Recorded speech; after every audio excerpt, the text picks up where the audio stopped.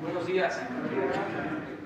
Ánimo. Bueno, hoy vamos a una gira por Querétaro y Zacatecas. Estamos procurando visitar estos estados donde van a haber elecciones para gobernador y queremos hacer estas visitas porque son importantes para supervisar obras, para inaugurar obras antes de que inicien las campañas, para cumplir con la ley. Por eso vamos a estar en estos estados. Ahora en Querétaro, vamos a inaugurar un hospital en Querétaro y luego en Zacatecas tenemos varias actividades. La semana que viene vamos a Campeche porque también van a haber elecciones y ya no voy a regresar hasta después de las elecciones. Y aprovecho para supervisar los trabajos del Tren Maya y así vamos a estar visitando los estados. Ayer les comentaba que causó daño el que la Auditoría Superior de la Federación diera a conocer un informe falso, tendencioso, sobre la administración del gobierno que represento, en particular lo de el costo por cancelar la construcción del aeropuerto de Texcoco. Hicieron una cuenta equivocada, aunque aceptaron el error, pues sí causan daño y dan elementos a nuestros adversarios, a la oposición conservadora, a los que quieren mantener el régimen de corrupción que imperaba antes de que llegáramos al gobierno. El régimen de corrupción que predominó en los últimos 36 años. No quiere decir que la corrupción en México sea solo del 83 a la fecha. No, es un periodo de corrupción. Sin duda, el más importante periodo de corrupción que ha habido en la historia de México. El periodo de 83 a 2018. 36 años de saqueo. Como nunca. Pero la corrupción viene de lejos. Acuérdense ustedes que Bernal Díaz del Castillo, que escribe la verdadera historia de la Nueva España, señala que se apropian del llamado tesoro de Moctezuma, los soldados que acompañan a Cortés, y empieza ese tesoro a diluirse, a menguarse. Cada vez era menos. El caso es cuando lo reparten, ya es muy poco. Él mismo lo dice. Se quedan los jefes con la mayor parte y se roban entre ellos mismos. Entonces esto de la corrupción viene de lejos, ¿no? Afortunadamente, por las culturas, por las civilizaciones prehispánicas, se ha mantenido pues una forma de vida honesta en nuestro pueblo, porque esta corrupción siempre ha tenido que ver con el poder, se ha dado arriba, abajo en nuestro pueblo es distinto. Hay una gran reserva de valores culturales, morales, espirituales. Por eso fue una barbaridad cuando un presidente hace poco dijo que la corrupción era parte de la cultura del pueblo de México. Una barbaridad y un absurdo y una falta de respeto al pueblo. Si no fuese por esa cultura heredada de la época prehispánica, hubiesen logrado los poderosos corromperlo todo, pero no han podido. Y hay que dar gracias porque a pesar de este periodo de corrupción, que es el más intenso que ha habido en la historia de México desde la invasión europea, desde hace 5 años, sí, 5 siglos, a pesar de eso se resistió. Y ahora estamos en un proceso de transformación que consiste en lo esencial en desterrar la corrupción de nuestro país. Entonces, la auditoría de la Federación da un informe, y entonces a todos los que son defensores del antiguo régimen corrupto, pues les significa un festín, porque son tiempos de sopilotes. Todo lo que sea atacar al gobierno es moda. La mayoría de los medios de información, que antes callaban, articulistas, intelectuales orgánicos, que callaban como momias, ahora gritan como pregoneros. De repente descubren, ¿no?, que pueden ser periodistas opositores al gobierno. Con esta información distorsionada completamente de la Auditoría Superior de la Federación, pues nos estuvieron atacando como 3 o 4 o 5 días. Siempre nos atacan, ¿no? Pero esto fue algo especial. Y ya envié una carta a la presidenta de la Cámara de Diputados, la diputada Dulce María Sauri. Ayer lo comentaba yo. En el caso nada más del aeropuerto, dio a conocer la auditoría que el costo de no construir el aeropuerto de Texcoco ascendía a 331.991 millones de pesos. Bueno, en realidad la cifra fue de 110.807, es decir, una tercera parte de lo publicado. Imagínense una institución como la auditoría equivocándose de esta manera. Pero aquí lo interesante, bueno, lo que le pido a la diputada Dulce María y a los legisladores, pues que se haga una investigación, porque la calumnia cuando no mancha tizna, esa es una de las máximas del AMPA, del periodismo. Entonces estoy solicitándole la investigación. Y ayer, que esta conferencia nos permite a nosotros replicar, argumentar, informar a la gente, porque antes pues era nada más lo que opinaban los medios recibiendo consigna de los poderosos y el opositor verdadero a el poder estaba en estado de indefensión. No había manera de replicar, de defenderse. Ahora existe este medio de comunicación con la gente, con todos los mexicanos, por eso también hasta querían censurarnos. Entonces ayer dije que iba yo a mostrar cómo se habían comportado los medios con esta noticia y les traigo un resumen que hicieron los compañeros, mujeres y hombres de Comunicación Social. Les pedí, bueno, desde ayer públicamente, que nos hicieran un resumen de cómo habían manejado las notas en Televisa, en Azteca, en Imagen, en Radio Fórmula, etcétera, etcétera, etcétera. Vamos a disfrutar de ese resumen. La auditoría detectó que la cancelación del nuevo Aeropuerto Internacional de México costó 232% más de lo calculado por la Secretaría de Comunicaciones y Transportes, que era de 100,000 millones de pesos. En más información, la Auditoría Superior de la Federación detectó irregularidades en el gasto público por 67,498 millones de pesos durante el primer año del presidente López Obrador. Qué escándalo lo de la Auditoría Superior de la Federación. Sale la Auditoría Superior de la Federación. Hace un diagnóstico brutal sobre el gobierno. Sí. Particularmente el tema del aeropuerto. Sale la auditoría y dice, mira lo que hiciste, gastaste 3 veces más de lo que habías dicho del aeropuerto de lo de Texcoco. 3 veces más.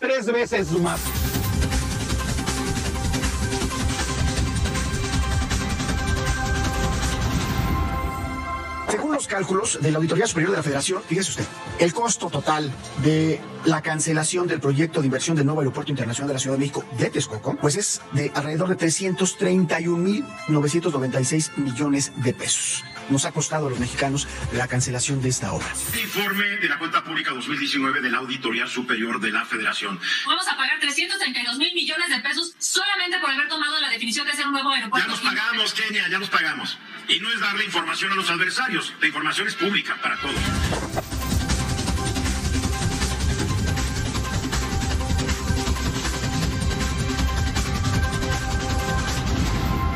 La polémica del día. La Auditoría Superior de la Federación presentó el informe de la cuenta pública. La cancelación del aeropuerto de Texcoco ha costado 3 veces más de lo que había calculado el gobierno. El gobierno calculaba en alrededor de 100,000 millones de pesos, que era una barbaridad de dinero, pero la Auditoría Superior de la Federación dice que lo que se lleva, y esto no es una cifra final, es de 322,000 millones de pesos, entre otras cosas, entre muchas otras cosas.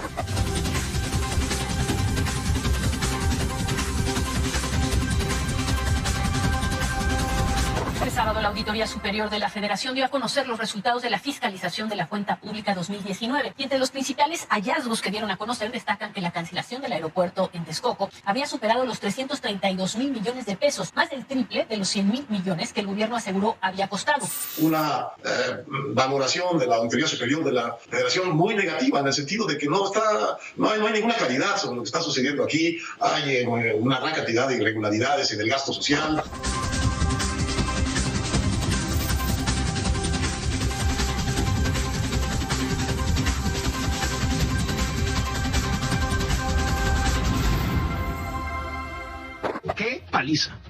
¡Qué paliza le ha puesto la Auditoría Superior de la Federación al gobierno de López Obrador! Aeropuerto. La Auditoría Superior de la Federación señaló que hay inconsistencias financieras. Cancelar el aeropuerto de Texcoco costó el triple de lo que el presidente había presumido. Lo que vemos nosotros es una conducción que ha derrochado montañas de dinero a la basura. Esto es lo que podemos nosotros advertir del reporte de la Auditoría Superior de la Federación, que ha presentado un documento que a mi juicio es demoledor. ¿Cómo lo ven? Esto es lo que enfrentamos todos los días, porque todos están al servicio del régimen de corrupción que imperaba y que quieren regresar por sus fueros. Ahí están los intelectuales orgánicos. Es realmente lamentable, vergonzoso que suceda esto en los medios de información. Ahora van a decir que la culpa es de la auditoría, pero estaban esperando que no pudieron constatar, revisar la información, sobre todo los analistas, los intelectuales, Aguilar Camín, Silva Gerso. Se moriría de vergüenza su abuelo si lo viera haciendo esto. Entonces ya enviamos el oficio a la Cámara de Diputados y vamos a esperar el resultado. Por eso es muy importante el que podamos comunicarnos todas las mañanas, ¿no? Y que además se tenga autoridad moral, porque si hay autoridad moral hay autoridad política. Si yo fuese corrupto no podría yo hacer esto. Por eso los tenían también agarrados, sometidos, porque antes, no todos desde luego, pero la mayoría de los funcionarios lo único que buscaba era su beneficio, robar, hacerse grandes con la riqueza mala vida. No tenían ideales, no tenían principios, no les importaba el pueblo, no le tenían amor al pueblo. Además eso fue convirtiéndose en una práctica, era lo normal. Hasta se le llamaba tonto al que ocupaba un cargo y no se enriquecía. El que robaba ni siquiera perdía su respetabilidad y se veía completamente normal. Entonces hay que cambiar y también aclarar. Estos apoyan, todos ellos, a los grupos de intereses creados, a los de arriba. Pero esto tiene que ver con el llamado círculo rojo, con la cúpula del poder político y del poder económico. No tiene que ver con la mayoría del pueblo de México. La mayoría del pueblo de México es gente buena, trabajadora, gente honesta. Es la élite del poder político, económico en México. Ojalá y surja un nuevo periodismo. Ya hay nuevas formas de hacer periodismo, sobre todo con las redes sociales. Muchísimos nuevos periodistas con sus páginas de manera muy sencilla pero profesional están haciendo trabajo de comunicación con mensajes de ida y vuelta. Esto es lo que tiene que terminar también de consolidarse para que haya una prensa alternativa, que esta prensa convencional echada a perder ya no tenga el mismo peso. Aquí estamos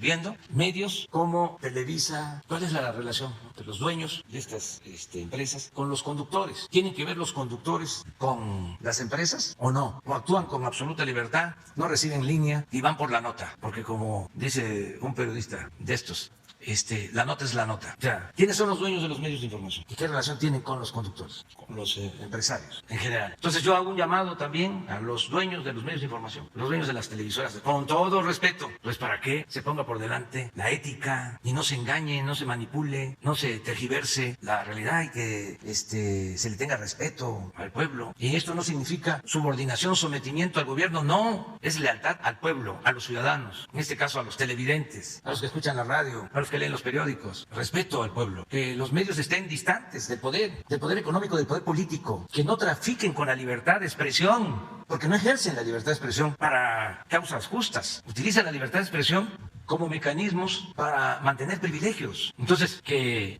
se actúe con respeto a la gente, lo más cercano al pueblo y lo más distante que se pueda del poder económico y político, no nada más distante del gobierno, no, también distante de los que antes mandaban. ¿O creen ustedes que mandaban antes los gobernantes? Mandaban los grupos de intereses creados. Desde luego, el pueblo no existía, no mandaba, pero tampoco los políticos. Eran peleles, títeres de los grupos de intereses creados. Los diputados recibían consignas, a ver, vamos a llevar a cabo la reforma energética, porque de esa manera va a llegar la inversión y va a haber empleos en México y vamos a bajar el precio de las gasolinas y vamos a bajar el precio de la luz. Y a votar todos por la reforma energética. Y ni llegó inversión, ni se crearon empleos, ni bajó el precio de las gasolinas, ni bajó el precio de la luz. Pero los que impulsaron esas reformas, los que les dieron las instrucciones a los legisladores para que votaran a favor de esas reformas, eso sí, sacaron muchísimo dinero. Eso sí salieron beneficiados. No solo corporaciones mexicanas, extranjeras, nos saquearon como si viviésemos en tiempos de conquista. Entonces, ¿quiénes mandaban? No se me va a olvidar lo que me dijo en campaña un migrante en San Quintín, un hombre mayor de Puebla que está viviendo en San Quintín. Después de un mitin se me acercó y me dijo, licenciado, vamos a ganar, ahora sí vamos a ganar. Solo le pido que así como el presidente Juárez separó a la iglesia del Estado, porque a Dios lo que es de Dios y al César lo que es del César, así lo que ahora se necesita es separar al poder económico del poder político para que el gobierno represente a todos, a ricos y a pobres. Sabio tener un gobierno que represente a todos, no un gobierno convertido en un comité al servicio de una minoría rapaz, no un gobierno en donde el presupuesto se orienta a favorecer a los privilegiados. Entonces, es muy importante lo que está sucediendo en el país, es un momento estelar en nuestra historia. Vámonos a las preguntas. La compañera primero. Muy buenos días, presidente. Preguntarle, previo a este encuentro virtual que se va a dar el día de hoy entre el canciller Marcelo Ebrard y también el secretario de Estado, Antony Blinken, de Estados Unidos, preguntarle, pues este país ha hecho un exhorto a nuestro país, a su gobierno, a sentarse con todas las partes en cuestión de estas modificaciones que se hicieron a la ley de la industria eléctrica. Han mostrado un tanto de preocupación, sobre todo Julie Schong, quien es subsecretaria interina de Asuntos del Hemisferio Occidente, le está pidiendo escuchar a todos los sectores, porque pues se han manifestado estas inconformidades. Preguntarle, presidente, ¿cuál es la respuesta que usted le daría a esta funcionaria? Y si en este encuentro se va a poder tocar este tema, o si ustedes lo consideran necesario precisamente para calmar un poco las preocupaciones que se han tenido. Pues mire, es un asunto de las políticas de cada país, de cada nación.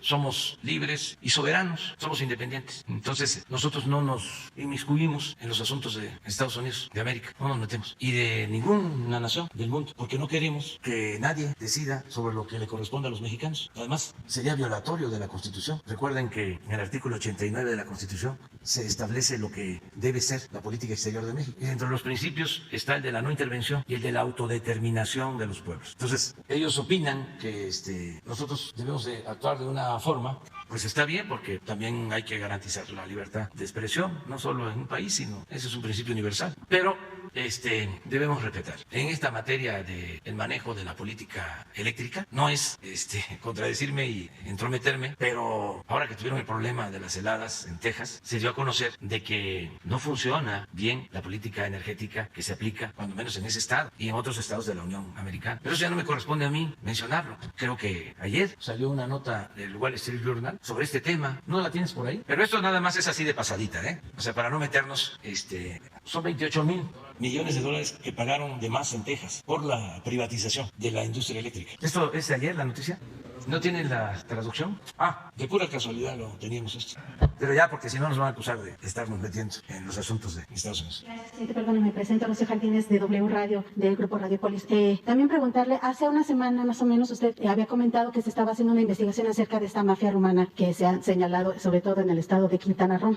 Se ha dicho que están pidiendo una audiencia con usted por parte de Florian Tudor, quien ha sido señalado como principal líder de esta banda dedicada a la clonación de tarjetas. Saber cuál ha sido la información que usted ha tenido, si va a aceptar este acercamiento, porque ha señalado a varios funcionarios de primera élite de estarlo chantajeando, de estarle pidiendo dinero, y saber también, están los compañeros de Notimex nuevamente afuera pidiendo también audiencia con usted, porque pues ya llevan más de un año en esta huelga, una huelga triste, y han mencionado que ya han sido amenazados por parte incluso de la Comisión Federal de Electricidad de quitarles la luz en estos campamentos que sostienen, y que siguen sin ser escuchados. Le piden también que lleven a la mesa de diálogo a la directora de Notimex, Juana Martínez. ¿Sabe cuál es su respuesta, presidente? Sí, mire, sobre esto de Notimex, yo he hablado con San Juan, he hablado con Jesús, para que se busque un acuerdo, que es lo mejor. Y vamos de nuevo a atenderlos, a escucharlos. Le voy a pedir a la secretaria de Gobernación, a la licenciada Olga Sánchez Cordero, que los atienda, y también Jesús, para buscar un acuerdo. Lo mismo que participe la secretaria del Trabajo, hoy mismo que los atienda, para ver si se llega a un acuerdo.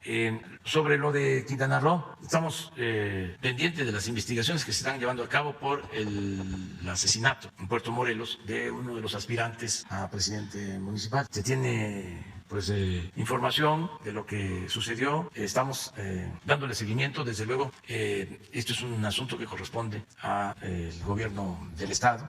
Ellos están haciendo las diligencias y también se está trabajando de manera conjunta, porque sí nos importa mucho atender estos casos, mucho.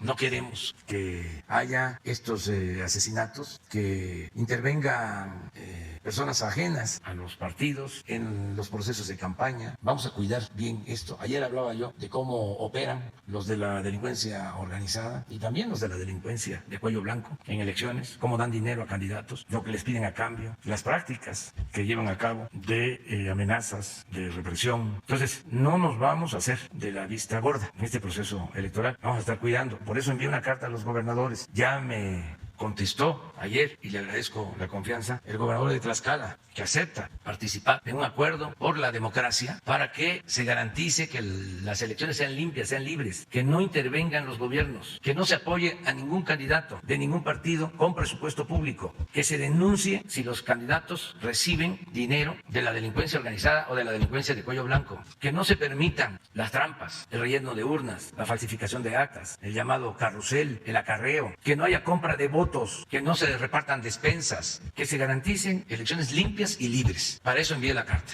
Y también en la carta está el señalamiento de que ya estos delitos electorales se consideran graves en la Constitución. Y el que comete un delito electoral no tiene derecho a fianza. Ya se hizo una reforma a la Constitución y a la ley de la materia. Pueden todos los ciudadanos denunciar a la Fiscalía Electoral. Es muy importante, y aquí vamos a estar informando, diciéndolo, que existe una Fiscalía Electoral y estos delitos se consideran graves. Y puede ir a la cárcel quien sea cualquier autoridad y desde luego cualquier persona, cualquier ciudadano. Entonces ayer el gobernador de Tlaxcala me trajo una carta expresando que él se adhiere a este acuerdo. Y estoy seguro que otros van a hacer lo mismo y que se va a garantizar que sea la gente libremente, el ciudadano, el que decida. Voto libre, secreto, nada de manipulación. Entonces, vamos en el caso de Quintana Roo a seguir con estas investigaciones y sobre este asunto especial también le voy a pedir en este caso a Rosa Isela Rodríguez, secretaria de Seguridad Pública, que atienda a esta persona a la que tú mencionas para ver lo del tráfico de estas tarjetas. No se ha tratado mucho en el Gabinete de Seguridad. Ya se trató, pero lo importante es que se avance más. Sí. Vamos.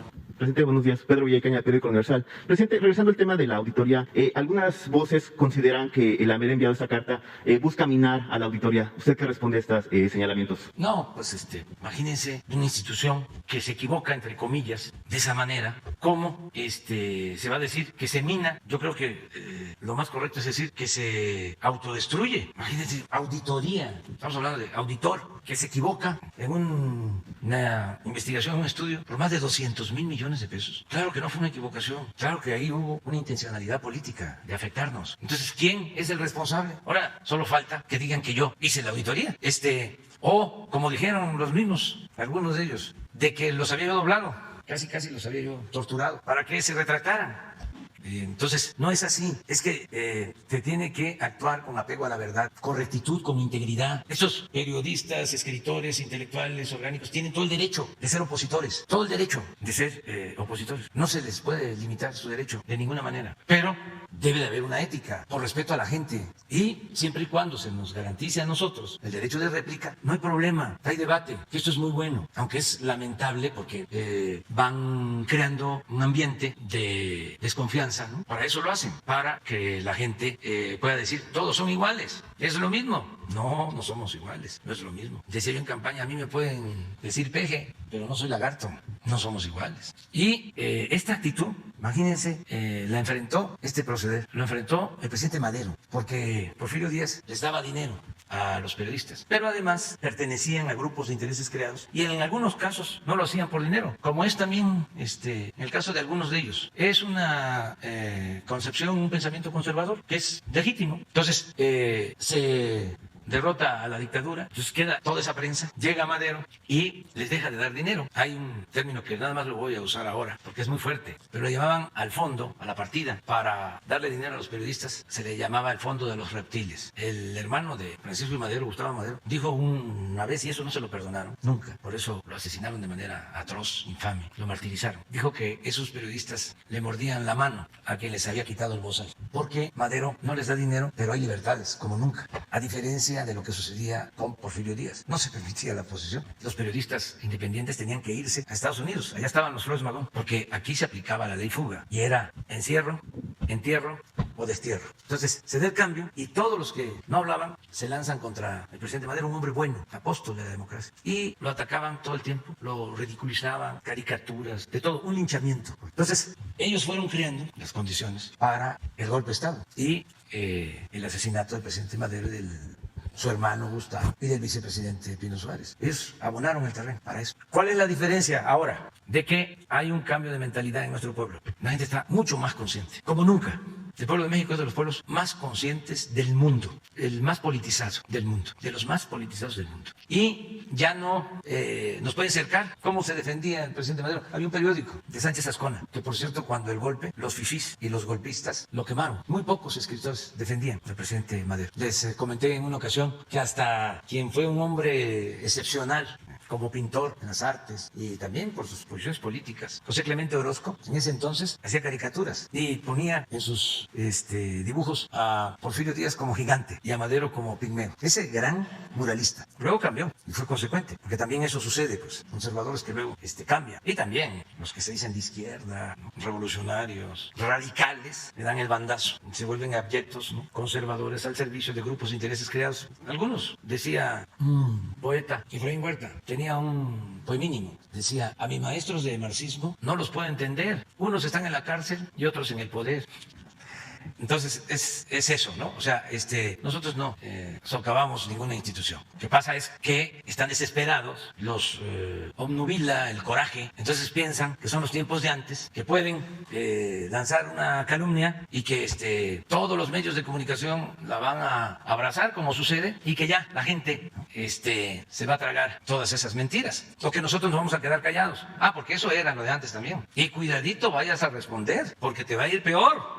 Así eran las campañas en radio, en televisión. Se lanzaban contra un opositor al linchamiento político. Y aparte de que no tenía derecho de réplica, porque estaba completamente cercano, el opositor o los opositores, si sigues, te va peor, porque nosotros tenemos el control de todos los medios. Entonces ya son otros tiempos, afortunadamente. Entonces la verdad se abre paso y llega hasta el último rincón del país. Y las redes sociales, aún con la tentación de la censura, están ahí y todos pueden expresarse y manifestarse. Antes no había esa posibilidad. Ahora un ciudadano puede dar su opinión. Y también es extraordinario lo que aportan los ciudadanos en las redes sociales. La manera en que argumentan, cómo analizan, actúan como medios de comunicación. Yo recuerdo que cuando estábamos en la lucha por la democracia, después de los fraudes y todo, llamábamos a la gente, ¿no? Y por la cerrazón que había en los medios, todos estos medios, que no nos abrían espacio. Decía yo en los mítines, que cada ciudadano se convirtiera en un medio de comunicación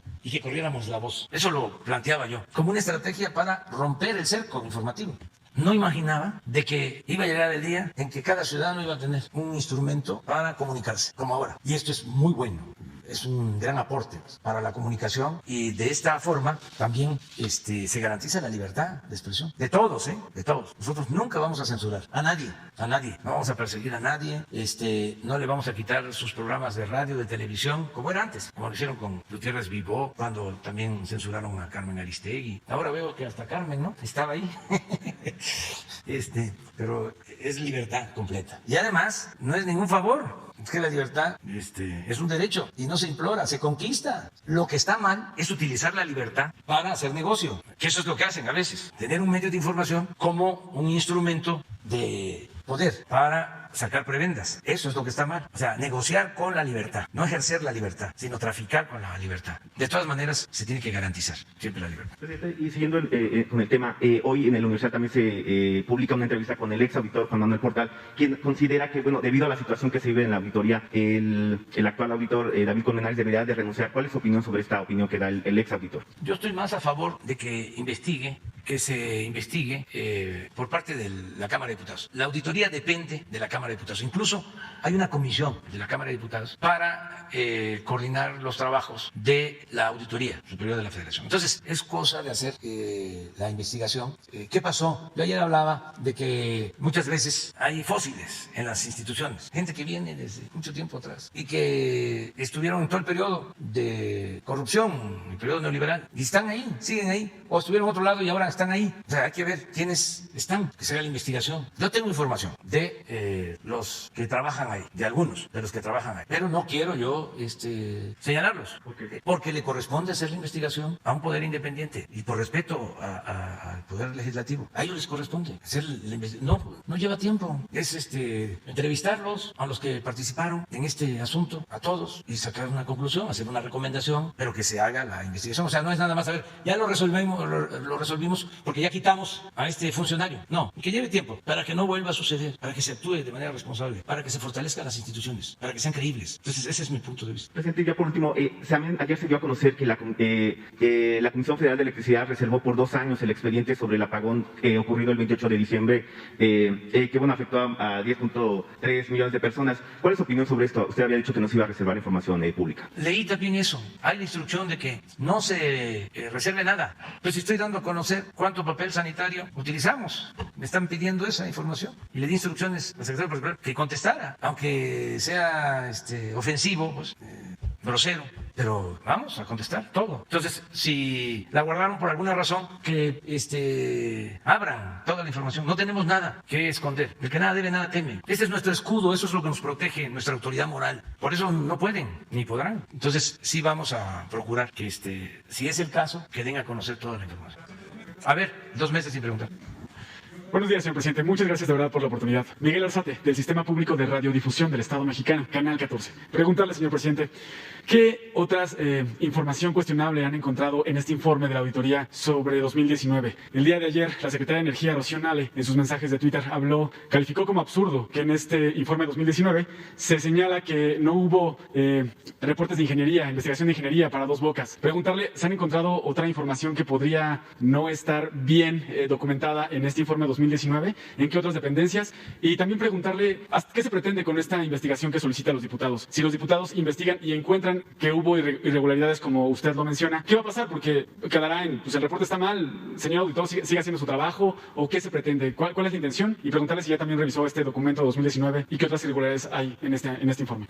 Pues está plagado de irregularidades, está hecho de mala fe, era para golpearnos. Bueno, aquí está el ejemplo de cómo tuvo el efecto. ¿Por qué no pones eso de que paliza, cómo me habían cepillado, como se dice en Luis Bosco? Está re bueno. O lo de Broso. ¿Qué paliza? ¿Qué paliza le ha puesto la Auditoría Superior de la Federación al gobierno de López Obrador?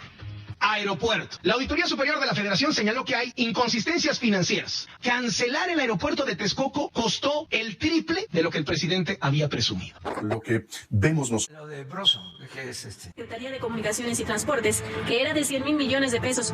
En más información, la Auditoría Superior de la Federación detectó irregularidades en el gasto público por 67,498 millones de pesos durante el primer año del presidente López Obrador. Qué escándalo lo de la Auditoría Superior de la Federación. Sale la Auditoría Superior de la Federación. Hace un diagnóstico brutal sobre el gobierno. Sí. Particularmente el tema del aeropuerto. Sale la auditoría y dice, mira lo que hiciste, gastaste 3 veces más de lo que habías dicho en el aeropuerto de lo de Texcoco. 3 veces más.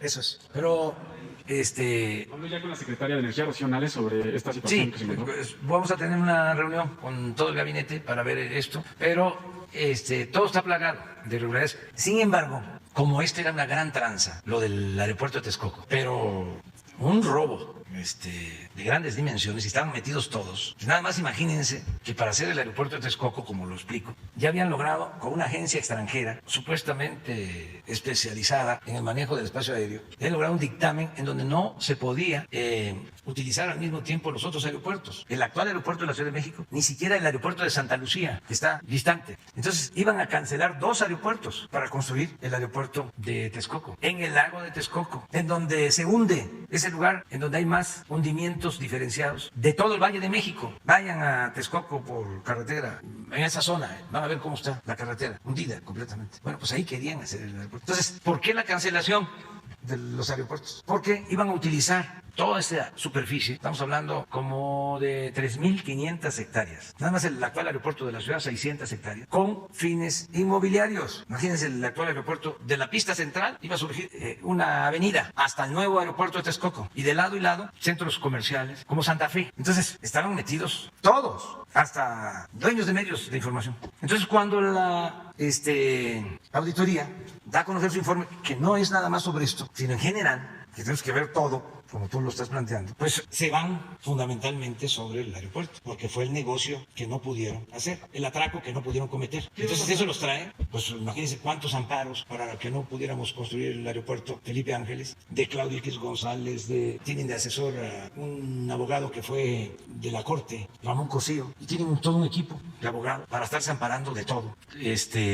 ¿Quién nos salvó de esto? Del pueblo. Porque cuando mandé a hacer un dictamen y me dicen hay que continuar con el aeropuerto, no pude dormir, porque se estimaba que teníamos que pagar 300,000 millones más, cuando menos. Y fíjense cómo estimaban ellos sus presupuestos. El tren Toluca, Ciudad de México, lo estimaron en 30,000 millones. Ya llevamos en total 70,000 millones.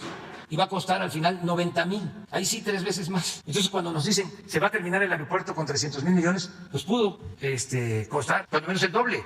En Santa Lucía nos estamos haciendo el aeropuerto Felipe Ángeles, el mejor aeropuerto del mundo que se esté construyendo, el mejor aeropuerto del mundo que se esté construyendo en la actualidad, nos va a costar 75,000 millones de pesos. Para 300,000 son 225,000 millones de ahorro. Y nos queda el aeropuerto de la Ciudad de México. Y nos quedan los terrenos de donde se iba a construir el aeropuerto de Texcoco. Y desde luego la base aérea de Santa Lucía. Sí, hasta puedo decir, le puedo probar que por no construir el aeropuerto de Texcoco, Los ahorros nos permiten, además de construir el nuevo aeropuerto Felipe Ángeles, nos permiten los ahorros también financiar la mayor parte del presupuesto que se necesita para el Tren Maya.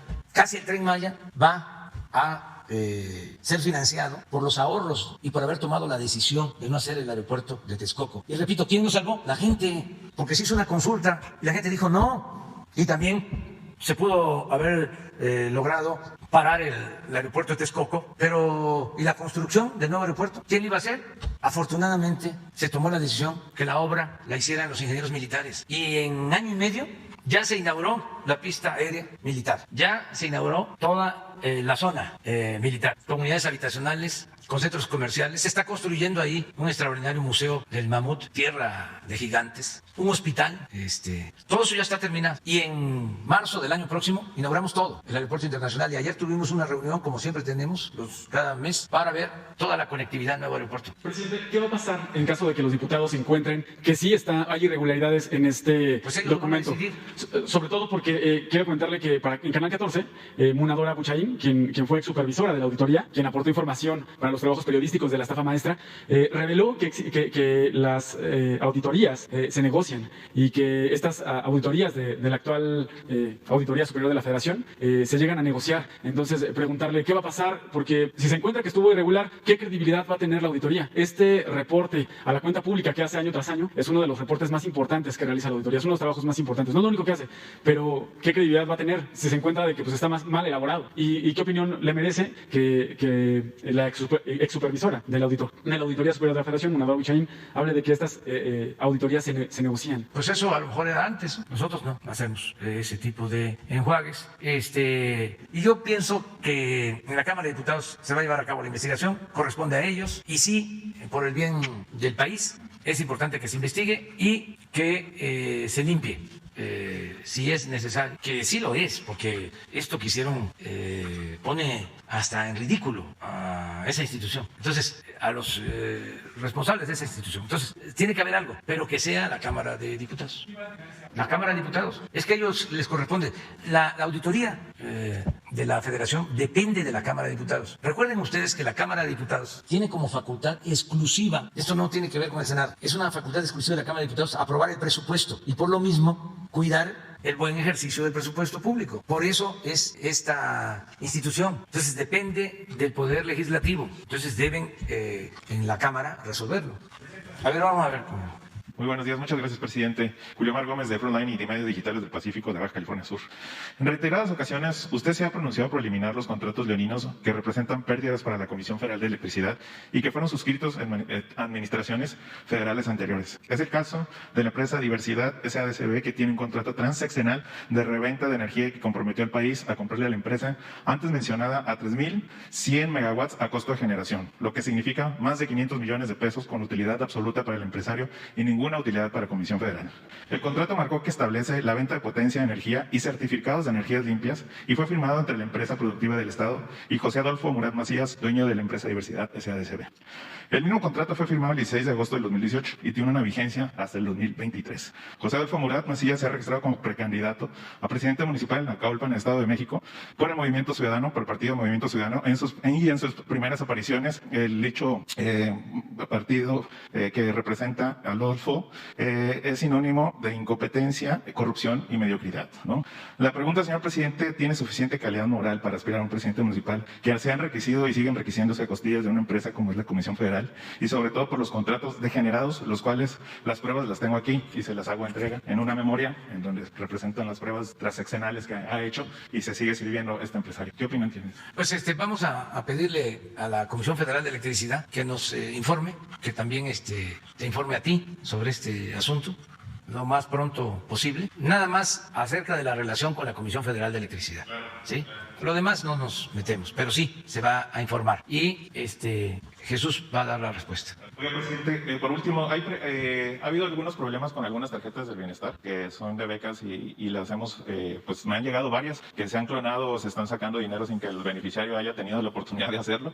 Y de hecho algunas denuncias que no se ha resuelto a través de aquí del ETI, pero ahora se la busca porque no se ha resuelto, ya lleva más de 2 meses aproximadamente. Ojalá y se pueda resolver porque cada vez son más y cada vez no llega el dinero a quien debe llegar. Sí, eso Es un tema interesante el que no haya esta falsificación de las tarjetas para adultos mayores. Hay que estar pendientes, así como ayer hablé de las vacunas, que no se dejen engañar. Las únicas vacunas que se están aplicando son las que se distribuyen en los centros de vacunación de municipios en donde interviene la Guardia Nacional, en donde está el ISSSTE, el Seguro, la Secretaría de Salud, donde están servidores de la Nación, las brigadas que se llaman Correcaminos.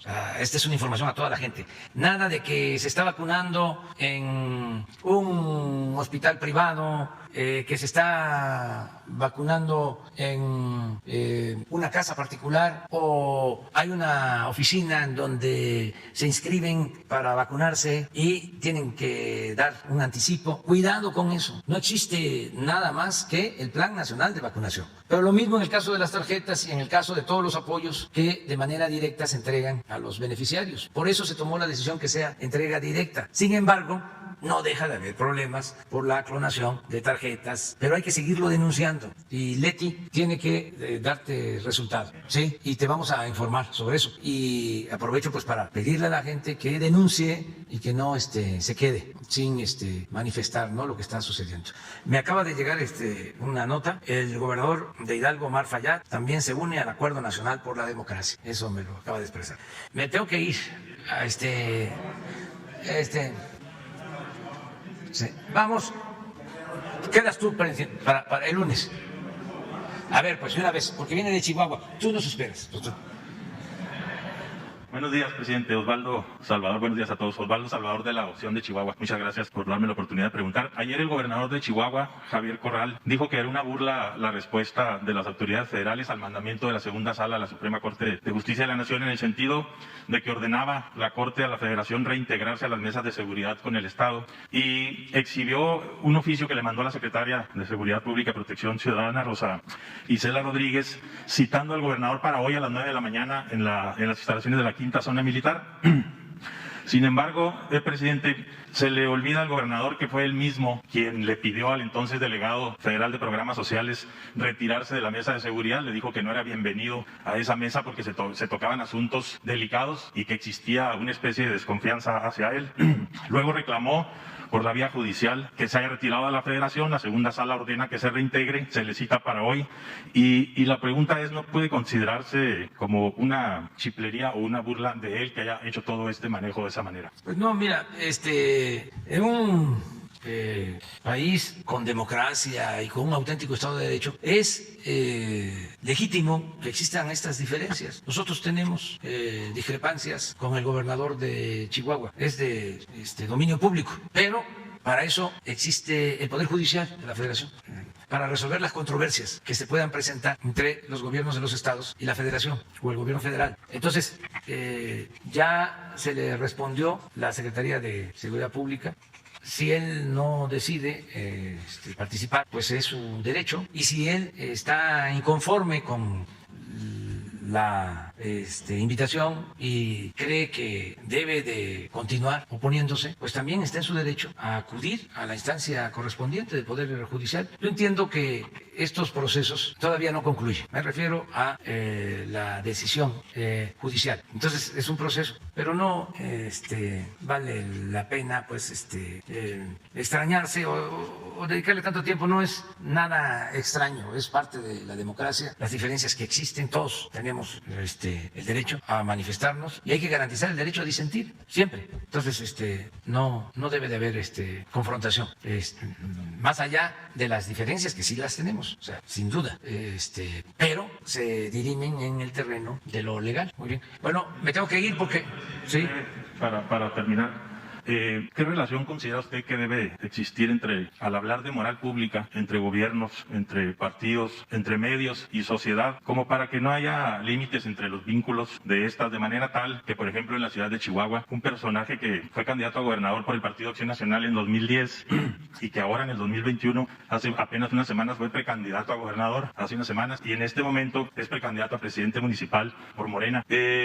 Hace apenas unas semanas era precandidato a gobernador y su proyecto fracasó en el otro partido porque no logró conseguir 1000 firmas de apoyo. 1000 firmas no logró conseguir para ser precandidato a gobernador.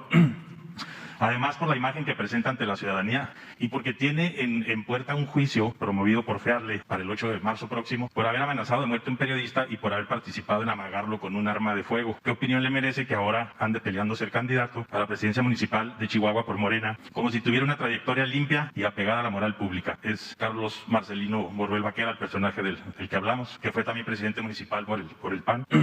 ¿Cuál debería ser esa relación entre esos elementos, presidente? Es la pregunta. Bueno, yo te diría que ya te manifestaste, tienes todo el derecho de hacerlo, ya presentaste tu punto de vista. Nosotros no vamos a opinar sobre eso y pues es a la autoridad y a los partidos a los que les corresponde atender estos casos sin prejuzgar. O sea, tú tienes el derecho, todos tenemos el derecho, ¿no?, de denunciar. Es algo que antes no se hacía y ahora se hace cada vez más y qué bueno. Pero también la parte denunciada pues debe de ejercer su derecho de réplica. Nadie puede ser linchado mediáticamente, políticamente. Todos tienen que tener la oportunidad de expresarse y nosotros no vamos a meternos en las cuestiones políticas. Lo que estoy planteando con el acuerdo por la democracia es eso, que los gobiernos no nos metamos. Y yo tengo que predicar con el ejemplo. Trátese de quien se trate, ya del partido que sea. No porque sean de mi partido, yo voy aquí a exaltarlos y a ponerlos por las nubes y voy a cuestionar a los partidos opositores o a los candidatos de los partidos opositores. No, porque sería una falta de respeto a la gente, al pueblo. Vamos a dejar que los ciudadanos decidan libremente. Desde Madero no ha habido democracia en el país. Bueno, nunca ha habido democracia, porque imagínense, 3 siglos de dominación colonial, 300 años. Nos mandaban desde España los virreyes. ¿Qué democracia podía haber? Luego, con el México independiente, Santana fue 11 veces presidente de México, la primera mitad del siglo XIX. Luego, Porfirio Díaz, 34 años. Con Juárez hubo un periodo democrático de muchas libertades que se conoce como la República Restaurada. Son 10 años. Una vez que se expulsa a los extranjeros y triunfa el movimiento liberal, viene Juárez a la ciudad, regresa. Esto en 1867 se restaura la República. Y hasta 1876, esos 10 años, es un periodo de Juárez, otro inconcluso porque él fallece y lo sustituye Sebastián Lerdo de Tejada. Estos 10 años, México es gobernado de acuerdo a la Constitución y a las leyes. Es cuando la vida pública de México es más libre, hay más transparencia, es cuando se tiene la mejor prensa en toda la historia. Y políticos de primera, hombres, se decía, ahora hay que agregar, o poner en primer lugar, mujeres y hombres que parecían gigantes o gigantas, así, en ese periodo. Lo mejor. Pero luego viene, a finales del 76, asalta el poder Porfirio Díaz con la bandera de la no reelección y se queda 34 años. Entonces, por eso la revolución maderista. Y Madero era ante todo un demócrata. Entonces, si revisamos la historia, son muy pocos los momentos de democracia. Yo diría, estos 10 años de la República Restaurada, Madero, ahora que convoqué al Acuerdo por la Democracia, citaba yo las cartas que le enviaba a los gobernadores cuando habían elecciones, diciéndoles, respeten el voto, que se respete la voluntad popular. Les decía, yo voy a aceptar a quien gane, sea del partido que sea, un auténtico demócrata. Ese sería el segundo momento. Un tercer momento fue cuando triunfó el PAN y su candidato en el 2000. Después de muchos años, acuérdense que se hablaba del cambio, de que se sacaba al PRI de los pinos, todo eso, ¿no? Pues la verdad es que se respetó el voto de los ciudadanos. Y el otro momento, 1 de julio del 18, pero muy pocos. Entonces, ahora hay condiciones inmejorables porque, con todo respeto, yo no soy Fox, que llegó con la bandera de la democracia y traicionó la democracia, porque él encabezó, además lo confesó, todo el operativo del fraude del 2006. No estoy inventando nada, él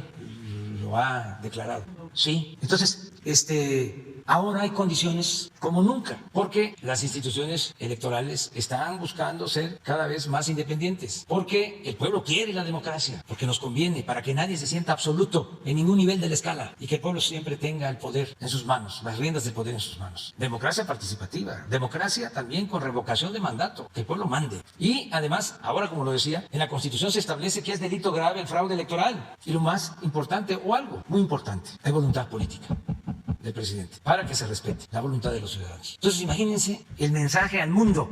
Si entre todos, por eso esta carta a los gobernadores, logramos que en definitiva se establezca un verdadero sistema político democrático, que se haga a un lado la simulación y que se respete el voto y que gane el que quiera, el ciudadano, y que eso se vaya convirtiendo en hábito. Con eso ganamos muchísimo, porque la democracia no nos va a traer cuerno de la abundancia, pero nos trae equilibrios, contrapesos, nos trae honestidad. ¿Por qué creció tanto la corrupción en México? Por la falta de democracia. Bueno, se ve hasta en los gobiernos municipales, esto que es una degeneración, el que el crimen organizado promueva tenga sus candidatos, como si se tratara de un partido que pone a los candidatos. Además, a la mala, porque cuando es una competencia entre partidos, antes que se hacían trampa, y espero que ya eso no suceda, que para eso estamos convocando a este acuerdo por la democracia, pues se hacían trampa, pero entre partidos, pero ahí estaban. Pero el caso del partido del crimen organizado va a ser y tú no te metas, ni tú. O si te metes, no hagas campaña, te desapareces. Y si no, atenta a las consecuencias. Eso no. Vamos a que no se le quite el derecho al pueblo de elegir a sus autoridades. Si eso se tolera, porque eso comenzó hace 30 años, ya lo explicaba yo que primero le daban dinero al candidato para que si ganaba la presidencia municipal le dejara la Secretaría de Seguridad Pública y luego Obras Públicas y luego ya el candidato. Y van subiendo. Entonces eso no. Y decirle a los candidatos de todos los partidos que estoy consciente de los riesgos, pero que hay que defender la libertad y que la libertad no se implora, se conquista y que los vamos a proteger a todos los candidatos. Ya tomé ese acuerdo, nada más vamos a hablar con los gobernadores, porque tampoco va a haber intromisión indebida, pero que se sientan protegidos, que no están solos. Si es necesario y lo solicitan los gobiernos estatales, va a participar la Guardia Nacional en la protección, en el apoyo a los candidatos. No en todo el país, porque esto tampoco afortunadamente se padece en todo México, sino en algunas regiones, algunos estados. Pero sí vamos a dar esta protección. Pero no nos podemos quedar con los brazos cruzados, hacernos de la vista gorda. No es posible eso. Bueno, pues ahora sí. Si no, ya no vamos a desayunar. Y además, le digo al señor de Palmilla que ahora sí no voy a poder pasar, porque siempre paso por ahí. No quiero generar celos, sentimientos, ¿no? Herir susceptibilidades, pero así como en Texcoco, como en Hidalgo, ahí la barbacoa de Palmilla es de lo mejor. Pero ahora no me va a dar tiempo y además hay que cuidarse ya un poquito más. Aunque esa barbacoa en especial no hace tanto daño, sí hay moderación y sí no es tan seguido, ¿no? Bueno, adiós.